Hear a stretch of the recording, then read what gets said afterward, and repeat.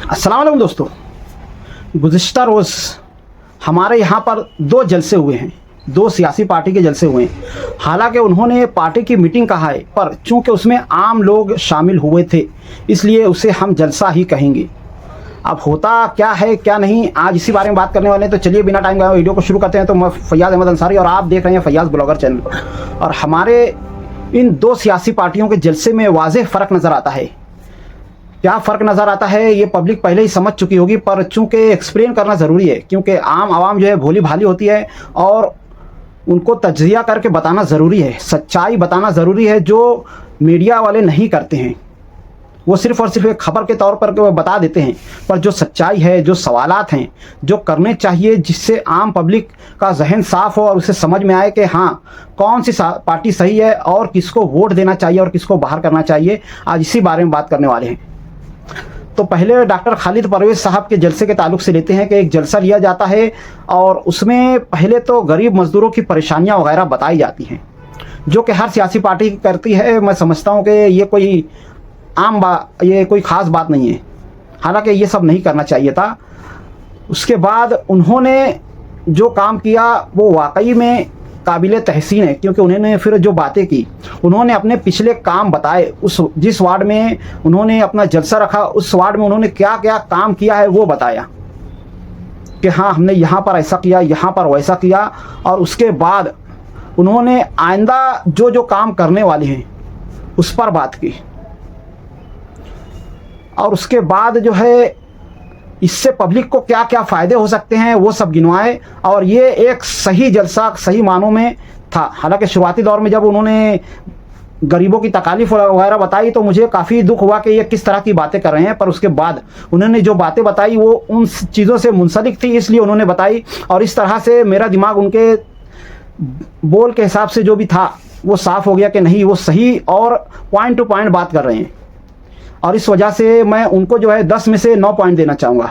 एक पॉइंट का क्यों कट किया है मैं इसका आखिरी में बात करूँगा। और उसके बाद जो दूसरी सियासी पार्टी का जलसा होता है, जाहिर है किसी की भी बुराई जब मैं करता हूँ तो उनका नाम आमतौर से नहीं लेता हूँ, क्योंकि मुझे गिबत नहीं करना है। और ये चूँकि ये सोशल मीडिया पर जा रहा है, तो अगर मैं गिबत करूँगा तो मेरे मरने के बाद भी इसका गुनाह मुझको मिलता रहेगा। इसलिए बुराई करने के वक्त मैं नाम नहीं लूँगा और ये कहूँगा कि एक हारने वाली पार्टी ने जलसा रखा और शुरुआत ही उन्होंने कुछ इस तरह से की कि बस इल्ज़ाम तराशियाँ की गई कि एमएलए ने क्या किया, एमएलए का काम ऐसा था वैसा था, ये था वो था, और हम उनको किस लिए चुन करके लाए।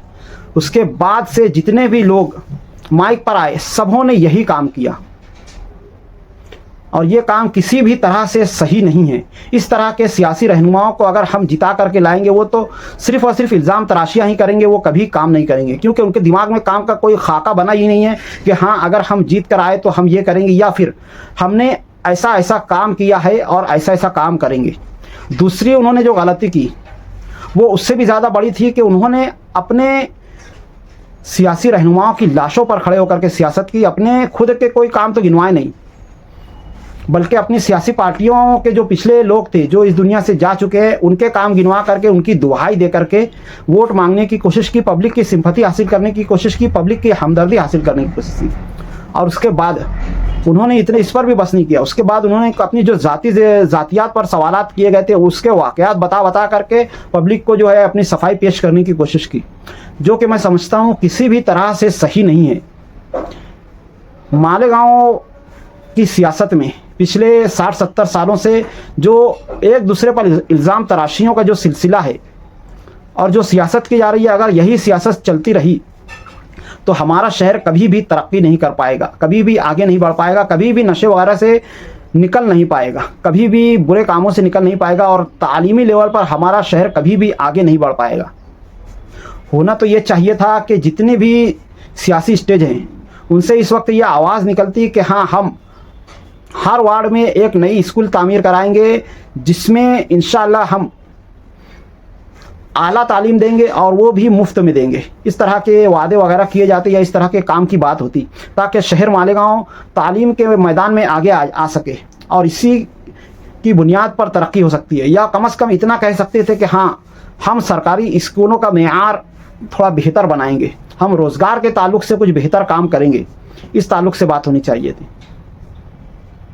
आज शहर के बुनियादी मसाइल में जो अहम मसला है वो यही सब है कि जो बुनियादी मसाइल है, पानी, रोड, गटर, वो सब सीधे किए जाएं जो कारपोरेशन के थ्रू हो सकते हैं। और उसके बाद कारपोरेशन की जो स्कूलें हैं उसके मेयार को सुधारा जाए, जो बंद स्कूलें हैं उसको चालू किया जाए और वहाँ पर जा करके विजिट करके जो भी है उसको किया जाए। और उसके अलावा कारपोरेशन के जो हॉस्पिटल्स हैं, चाहे वो हारून हॉस्पिटल हो, हारून अंसारी हॉस्पिटल हो, या फिर सिविल हॉस्पिटल हो, या वाडिया हॉस्पिटल हो, या अली अकबर हॉस्पिटल हो, जिनको तोड़ करके, अली अकबर को और वाडिया को तोड़ करके खोखे में तब्दील कर दिया गया है। अब उनकी इमारत कब बनेगी, क्या बनेगी और उसके बाद वहाँ पर क्या होगा।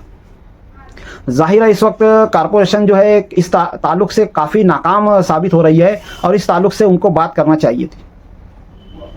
इसके अलावा मरकज़ी हुकूमत से जो हम फंड ला सकते हैं हमारे शहर की तरक्की के लिए, जिससे पुल के उस पार हुआ, इस ताल्लुक से बातें करना चाहिए थी। इस बारे में आप लोगों का क्या ख्याल है कमेंट में ज़रूर बताएं। मिलते हैं अगली वीडियो में, तब तक के लिए खुदा हाफिज़। अस्सलाम वालेकुम व रहमतुल्लाहि व बरकातुहू।